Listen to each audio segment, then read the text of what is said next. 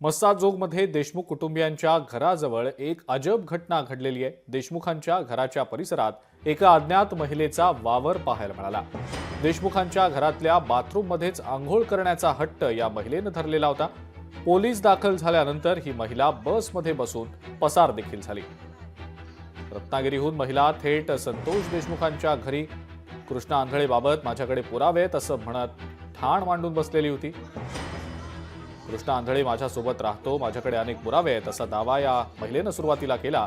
मात्र पोलीस आल्यानंतर तिनं तिचं नाव सांगायला सुद्धा नकार दिला। तिनं देशमुखांच्या घरातलं बाथरूम वापरण्यासाठी द्यावं अशी मागणी सुद्धा केली। दुसऱ्या बाथरूमची सोय करून दिल्यानंतर सुद्धा देशमुखांच्या घरातल्याच बाथरूममध्ये आपल्याला आंघोळ करायची असा हट्ट तिनं धरलेला होता। यानंतर ती देशमुखांच्या घराच्या परिसरामध्ये बसून राहिली। रात्रभर पॅन्डॉलमध्ये झोपली। अखेर सकाळी केज पोलीस येताच महिलेनं बसमध्ये बसून धूम ठोकली। ती महिला असं सांगत आहे की माझ्याकडे काही पुरावे आहेत, कृष्णा आंधळे कुठं राहत होता, त्याने काय केलं, असं काहीतरी प्राथमिक माहिती देत होती ती। तर आम्ही रत्नागिरी पोलीसला इन्फॉर्म केलं की ही अशी अशी गोष्ट आहे।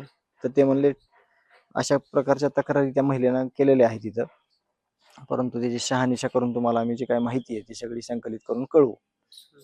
परंतु संध्याकाळी ती ज्यावेळेस महिला इथं थांबल्या त्या आणि ज्यावेळेस सकाळी इथून निघून गेल्या, मग त्यांनी काही जास्त माहिती त्यावेळी दिली नाही। एवढीच आमच्याकडे माहिती आहे। परत मग जी काय पुढील कारवाई आहे किंवा जी काय पुढील तपास आहे याविषयीचा ते केस पोलीस स्टेशनला आम्ही कळवलंय, त्याप्रमाणे ते आम्हाला माहिती देतील। जशी माहिती देतील तशी आम्ही तुम्हाला कळवू। लोकशाही मराठी ऐका, पहा, जागरूक रहा।